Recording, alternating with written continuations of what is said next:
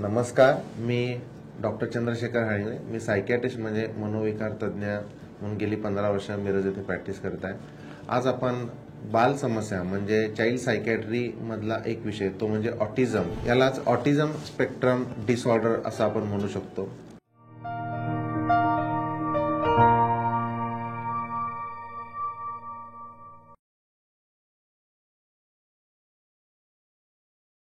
Autism spectrum डिसऑर्डरमध्ये वेगवेगळे आजार असू शकतात, जसं ऑटिझम आहे, रेट सिंड्रोम आहे, ॲस्पर्जर सिंड्रोम आहे, असे वेगवेगळे आजार असू शकतात.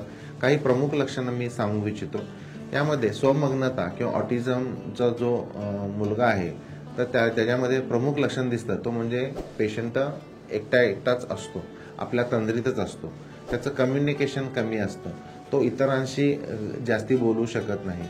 एकच गोष्ट त्याला आवडत असते, तर त्याला बदल अजिबात आवडत नाही. म्हणजे एकच जर प्रकारचा खेळ असेल तर त्याला तोच खेळ आवडतो. वेगवेगळे खेळ तो लगेच खेळू शकत नाही किंवा ॲडजस्ट होत नाही. त्याला हलणाऱ्या गोष्टी आवडतात, म्हणजे तो फॅन जर फिरत असेल तर त्याकडेच तो लक्ष देतो, भोवरा असेल तर त्याकडेच तो लक्ष देत असतो. म्हणजे हात हलवणं किंवा वारंवार काहीतरी करत राहणं असं पण त्याच्यामध्ये प्रकार वागण्याचा दिसू शकतो.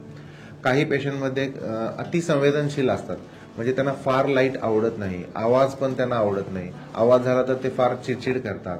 प्रकाश जास्ती दिसला तर ते त्याला अवॉइड करतात, टाळतात, चिडचिड करतात, असं पण असतं. तर काही ही अशा प्रकारची लक्षणं ही ऑटिझमच्या पेशंटमध्ये दिसू शकतात. ऑटिस्टिक जे चिल्ड्रन असतात ती शक्यतो आपल्या भावना व्यक्त करू शकत नाहीत.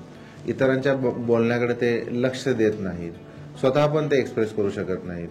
आणि काही वेळा ते घरामधला बदल पण त्यांना आवडत नाही. म्हणजे त्यांना एक खोली दिली असेल, त्यांना एकाच ठिकाणी जेवणासाठी जर जागा दिली असेल तर त्यांना ते आवडत नाही. त्याच पद्धतीचं खाणं म्हणजे डाएट एकाच पॅटर्ननं त्यांना हवा असतो. प्रवास त्यांना आवडत नाही.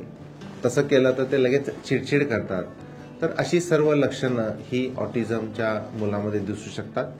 तर आम्ही नवीन उपक्रम राबवत आहोत. निर्मल ऑटिझम आणि लर्निंग डिसॅबिलिटी एज्युकेशन सेंटर आम्ही सुरुवात करत आहोत. तर यामध्ये आम्ही जरूर पडेल तसे आम्ही इलाज करतोय. म्हणजे औषधोपचारांचा पण याच्यामध्ये समावेश केलेला आहे. ऑक्युपेशनल थेरपी, गरज लागल्यास रेमेडियल थेरपीचा पण आम्ही वापर करून ट्रीटमेंट आम्ही देण्यास सुरुवात करत आहोत. आमच्याकडून आम्ही डे केअर सेंटर सारखा पण प्लॅन करतोय. इव्हन आम्ही स्कूलचा पण प्लॅन केलेला आहे आणि रेसिडेन्शियल स्कूलचा पण आम्ही भविष्यामध्ये विचार करत आहोत. आता आपण लर्निंग डिसॅबिलिटी बद्दल चर्चा करणार आहोत. लर्निंग डिसॅबिलिटीमध्ये पेशंटमध्ये 3 प्रमुख लक्षणं दिसतात. ते म्हणजे डिसलेक्झिया, डिस्ग्राफिया आणि डिसकॅल्क्युला. डिसलेक्झिया म्हणजे पेशंटमध्ये वाचनामध्ये अडचण निर्माण होते. म्हणजे एखाद्या मुलाला वाचायला सांगितलं तर तो शब्द गाळतो, नीट वाचत नाही, पूर्ण सेंटेन्स तो पूर्ण करत नाही. म्हणजे वाचनाच्या त्याच्या अडचणी असतात. तो व्यवस्थित लिहू पण शकेल, बोलू पण शकेल, पण त्याला वाचताना अडचणी येऊ शकतात. त्याला डिसलेक्झिया म्हणतात. डिसग्राफिया म्हणजे लिहिण्याच्या अडचणी असतात. पेशंट व्यवस्थित लिहू शकत नाही. तो वर्बली स्पेलिंग व्यवस्थित सांगेल पण लिहिताना तो चुकेल. डॉग म्हटलं तर डीओजी व्यवस्थित सांगेल पण डी काढताना तो उलटा डीच्या ऐवजी तो बी काढू शकतो. ई म्हणजे उलटा ई तो काढू शकेल. सी म्हटलं तर तो सी असं उलटा काढू शकतो सी. तर डिसग्राफियामध्ये पेशंटमध्ये लिहिण्याच्या अडचणी असतात. तो तोंडी व्यवस्थित स्पेलिंग सांगेल पण लिहिताना स्पेलिंग चुकू शकतात, शब्द तो गाळू शकतो. म्हणजे याला डिसग्राफिया असं म्हणतात. आणि नंतर आहे डिसकॅल्क्युला. डिसकॅल्क्युला म्हणजे पेशंटला मॅथमॅटिकल म्हणजे गणिताबाबतच्या अडचणी निर्माण होतात. म्हणजे तोंडी जर त्याला विचारलं तर तो आन्सर देऊ शकतो. म्हणजे 5+5 हाऊ मच म्हणजे तो 10 सांगेल पण 5+5 तो पेपरवर लिहू शकत नाही. म्हणजे मांडण्याच्या त्याच्या अडचणी असतात. पेपरवर मांडू तो व्यवस्थित शकत नाही. म्हणजे मॅथ्स रिलेटेड प्रॉब्लेम असू शकतात. याला डिसकॅल्क्युला असं म्हणू शकतो. तर डिसलेक्झिया, डिसग्राफिया आणि डिसकॅल्क्युला एखाद्या पेशंटला 3ही असू शकतात किंवा 1 किंवा 2 लक्षणंही असू शकतात.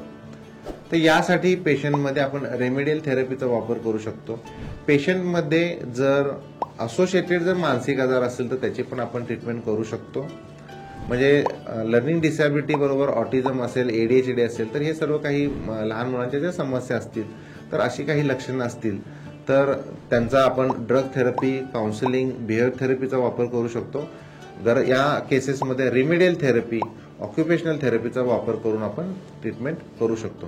तर आमच्या सेंटरमध्ये निर्मल ऑटिझम आणि लर्निंग डिसॅबिलिटी एज्युकेशन सेंटरमध्ये ह्या सर्व सोयी आम्ही उपलब्ध करून दिलेल्या आहेत.